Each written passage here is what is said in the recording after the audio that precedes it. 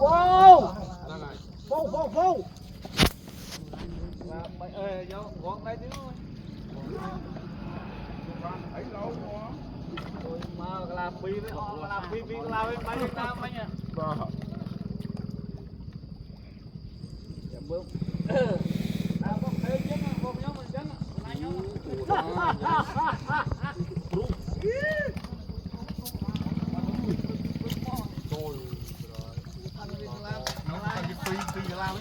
Để cho tiền bay nha, tiền không rồi.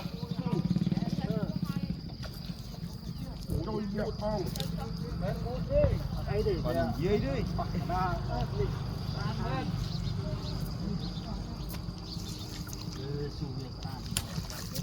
Rồi mai đi phi được không? Rồi cho anh ơi. Rồi mong quạt cho ấy. Đây, nghĩ anh lấy tích. Con nghĩ lấy tích không? Này, mà lấy tích màu là chuột. Còn nãy đấy nhưng đâu mấy cô phi lừa nè. Trộn nó lừa. Chạm mưa anh chứ. Phi vậy. Ô, trời ơi mà nhung. Rồi quá mà nhung. Nó lại một đo nó ấy ba nè. Ô, trời mày à. Phi lắm ha. Trời ơi. Bảy con tư rồi. Đó, người ta lưng vô đây à. Nhô lưng. Chắc chứ nó ngay rồi.